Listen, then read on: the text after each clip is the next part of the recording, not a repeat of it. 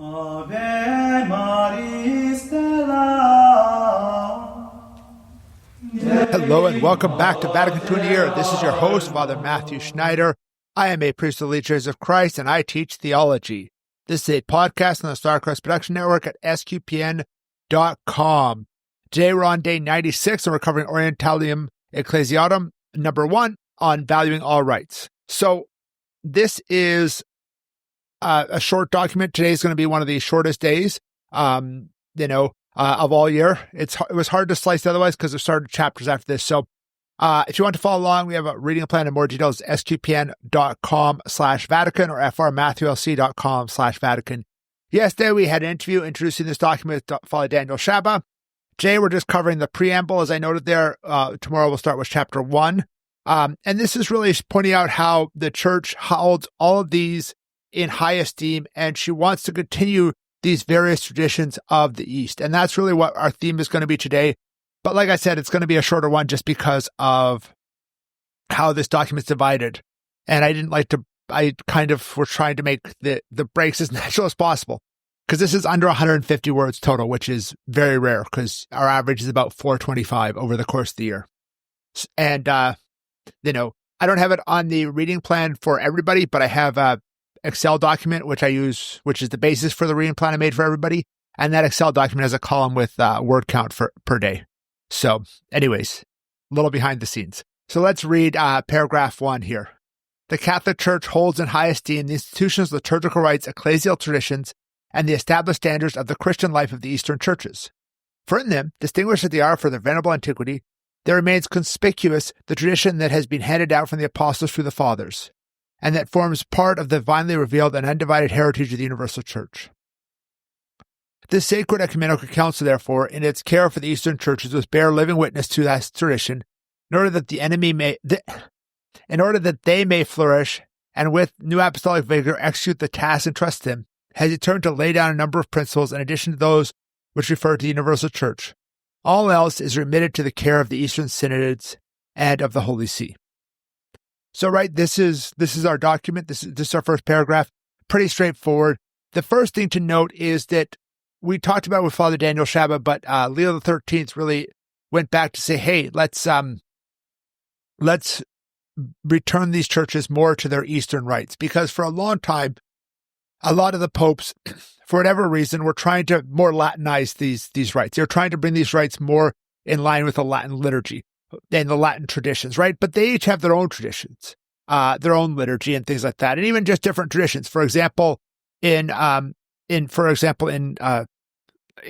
the Byzantine rites, like the European ones, Ukrainian Catholic, Melkite Catholic, etc., they don't tend to have religious communities, orders like that. They'll tend to have monasteries. Each one is a monastery. There's a general rule of monasteries, but it's not like the Franciscans, Jesuits, Dominicans, legionaries, things like that. They just have monks and nuns, and without the kind of orders. Now, is that right or wrong? No, there's nothing problematic about that.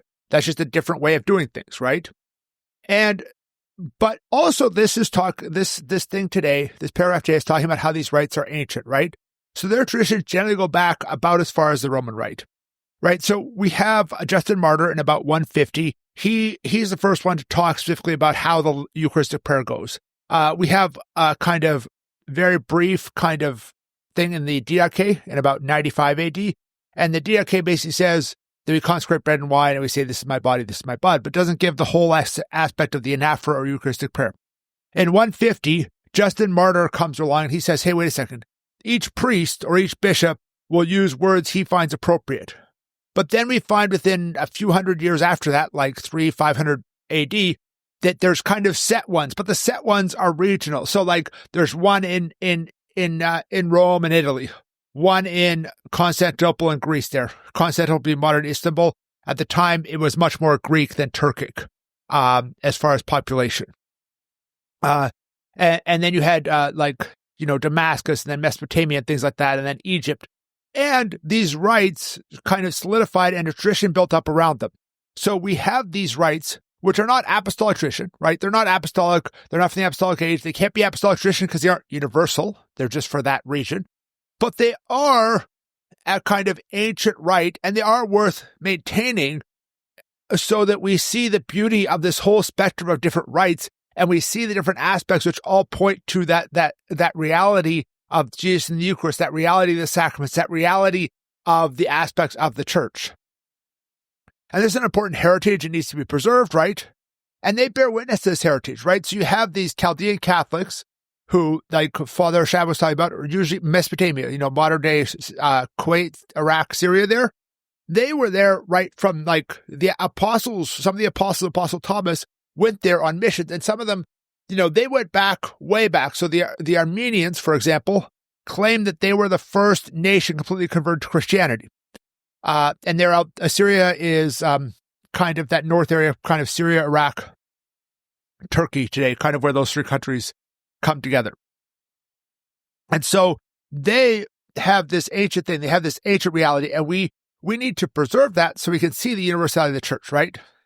And so this document also, in the last line here, it's saying, hey, it's going to provide general guidelines, but then remit to the synods for specifics, right? So there are structural differences in these churches, not just the liturgy. The liturgy is the most obvious for those of us outside of it. Even for those inside, it's like, you go to a liturgy and it's quite different. And this idea that there is a degree of independence in how they run things. For example, Father Shabbat talked about how, bishops are appointed, right? So for Roman Catholics, the bishops are appointed directly by the Pope, but a lot of these Eastern rites are appointed by the Patriarch, and things like that. So that's, without the Pope doesn't need to sign off on every one like he does in the Latin Church, in the Roman Catholic Church. So thank you for listening to this episode of Vatican II in a Year. I do this podcast on a volunteer basis, and my local religious community relies significantly on donations to help pay our bills. If you want to support my community, you can go to patreon.com/frmatthewlc.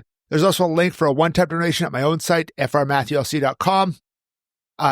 You can find it there. It's using a different service, but it has like a kind of, bunch of random characters as part of it.